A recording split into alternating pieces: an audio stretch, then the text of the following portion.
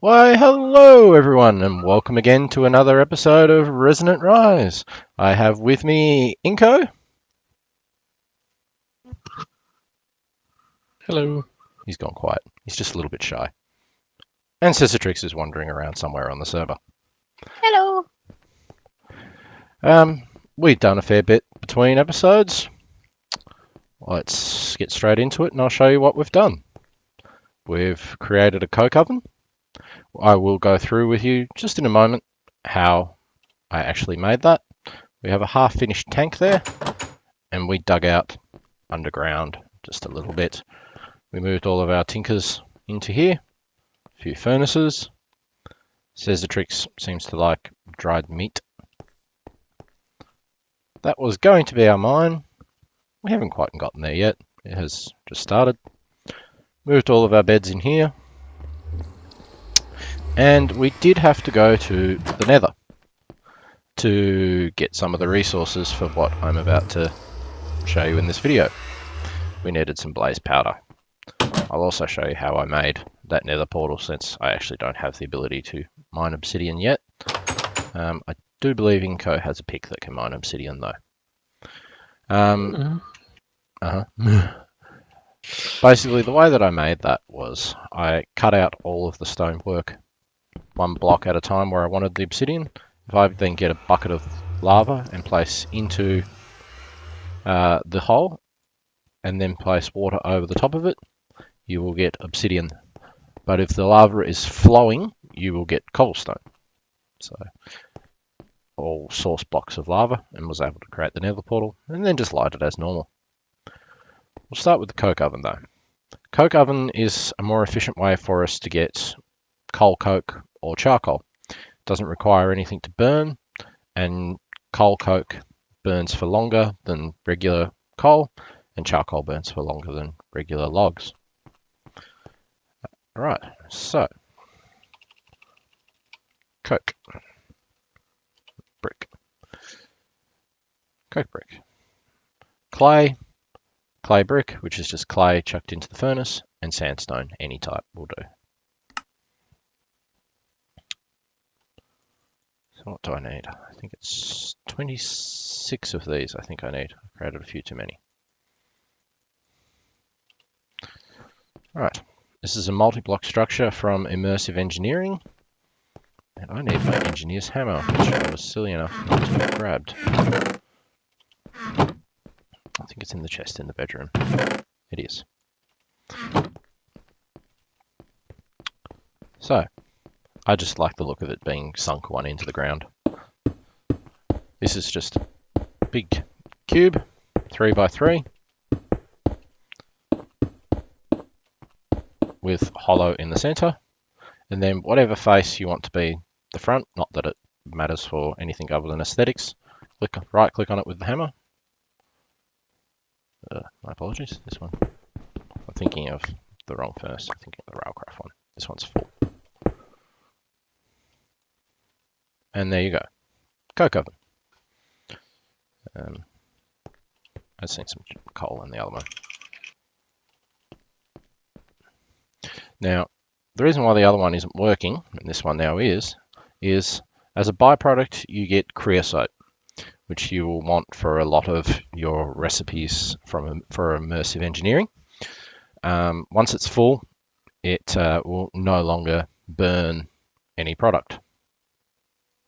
Hi Inko, I can see you. So that brings us on to the second thing that I was wanting to do this episode. This that I've started is going to be a tinker's tank. I have never used one of these before, nor have I actually even seen one. It can be made from any size from 3x3x3 to 11x11x11.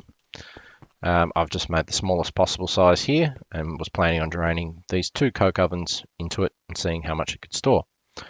All the sides, well, the top and the bottom have to be some sort of seared brick. There is several different textures that you can use. The sides can be anything that you want them to be from the Tinker's mods that's supported for a Tinker's multi-block construct. So the seared glass, the seared brick. I think there's some more options, but basically that. The only other things that you need is a smeltery drain for input of liquids and a tank controller. I haven't created the tank controller yet.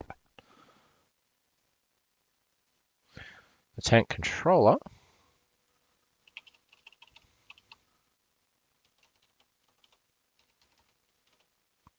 lots of controllers. Tinker tank controller. It's just a bucket surrounded by the seared bricks. Now, I showed you how to make the seared bricks with the grout and all in the last episode. It is possible now that we have a working smeltery to be able to put cobblestone straight into the smeltery, and then that will give you seared stone. Then you can pour out the seared stone and it will turn into seared stone, which you can use for any of these style walls, or you can just place it onto your crafting grid and it will go through the different textures that you can use until you find one that you basically like. I like the seared brick. Simple. All right, Tinker's tank. I have no idea. Capacity, 108 buckets. That's a phenomenally high amount of storage for the minimum size. Wow. We were discussing whether to make it bigger earlier because we were concerned that it would have absolutely zero storage on the minimum size. Apparently that was unfounded. Now there are several ways that you can get it out of your furnace into the tank. I'm going to go for one that I've never actually used before. I've never used the Ender IO fluid conduit before. I've used their energy conduit, the redstone and item before, and they've all been very nice. Missing gravel. But it's an excellent mod, Ender IO, very well made. So I would like to be able to get more into some of its things. So hopefully this all goes as I'm planning it, and we wind up with a working product.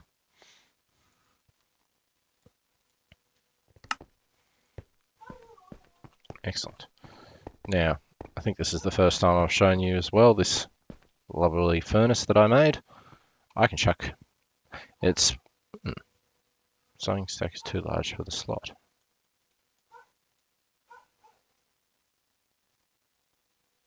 Okay, never seen it do that before.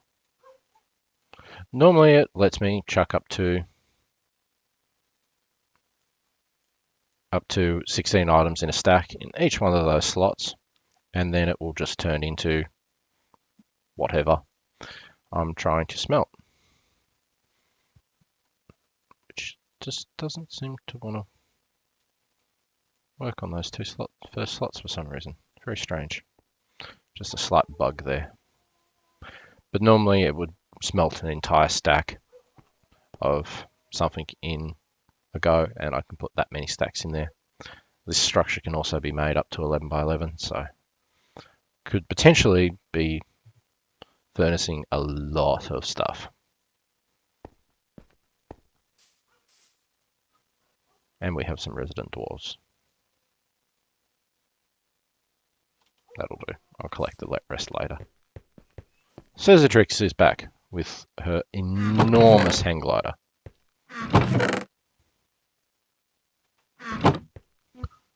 Hi. Hello.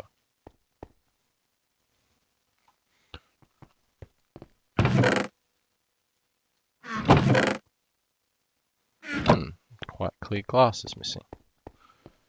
It said that it would support the Tinker's glass though. That's a shame. That is definitely a shame. Tinker's glass is not supported. It's getting dark. Does somebody else want to sleep?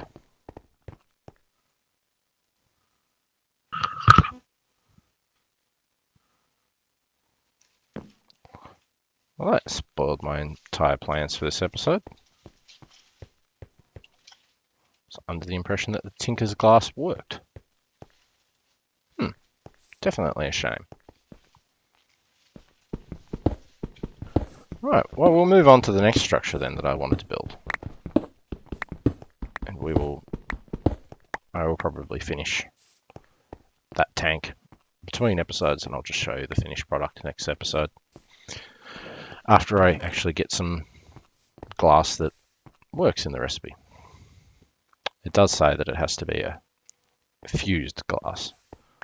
Fused glass normally comes from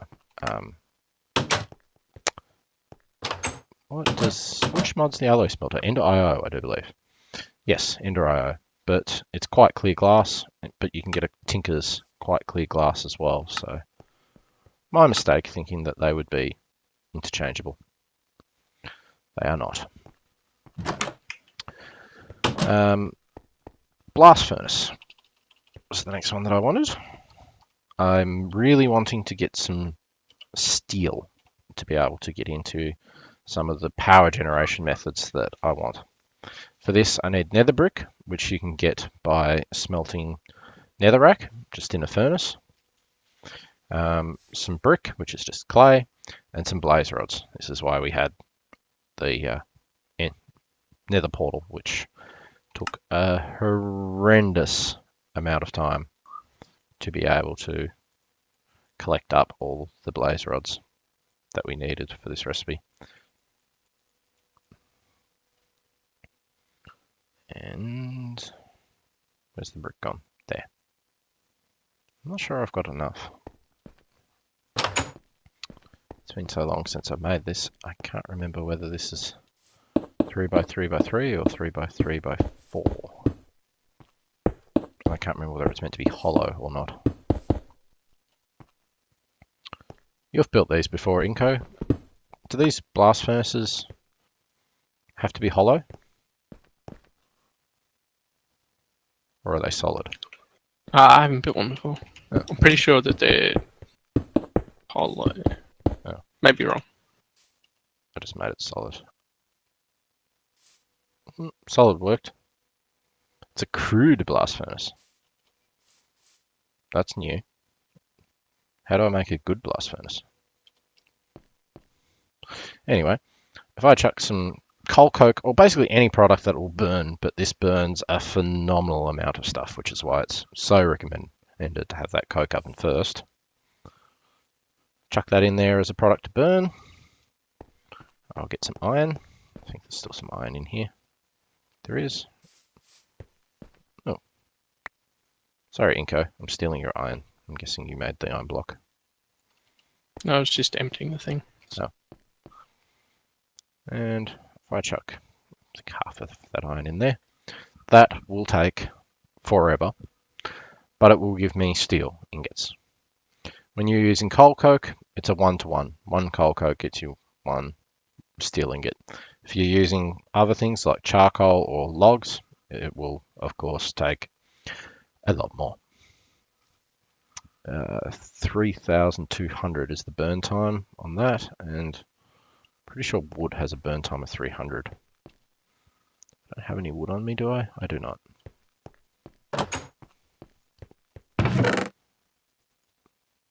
Yes, 300 for wood, so a lot longer.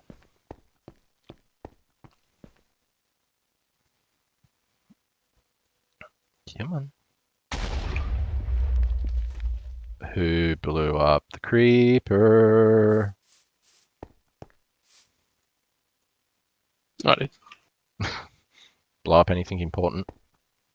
It's down underground. Yeah, okay. Might as well show you what Inco's been up to. He's built this lovely staircase for us. And he decided that he wanted to do a bit of farming. It makes the spring salads, lettuce and carrots on the chopping board. Which is our main source of food at the moment. They're really good. They Carrots, give you a 4.5 hunger back. lettuce. Carrots and lettuce? Carrots and lettuce on the chopping board. Yeah. Chopping board. Carrots. Lettuce. Huh. What mod's that from? Pam's Harvest Craft. Fair enough. That's where all of our food has come from. He went through a very large amount of that trying to go through the nether.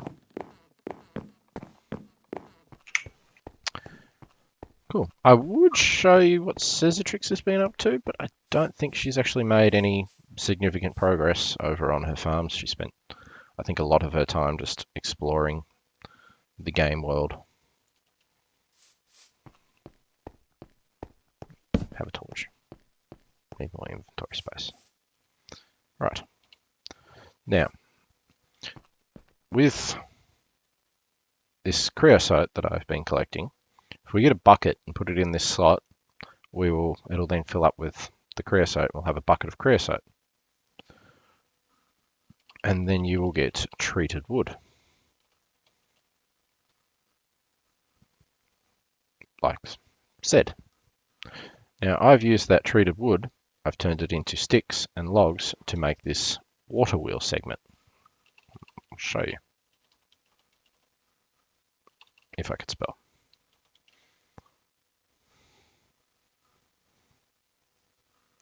As such, a few sticks, piece of iron, and that gives us a segment. With 4 of them, we can create a water wheel. And this is what I am planning on using as our first source of power with a steel ingot, which is why I was after steel. We're going to be lovely, clean, water powered.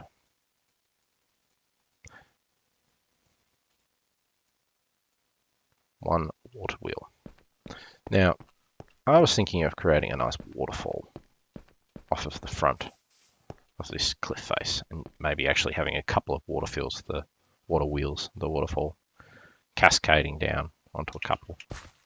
Maybe having a little fountain or something here at the bottom eventually. So, I'll start with the one at the bottom. I think probably move it later on, but seems like a good place to start for the time being.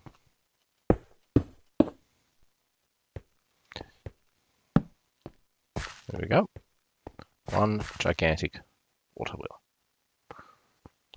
Now, the thing with these is you can actually put 3 of them hard up against each other. I only have enough resources at the moment for 1, and that will produce you more power. Now, for these things to actually turn, well, they turn whenever you put water on them, but for them to actually generate any power, we need to connect them onto a generator. And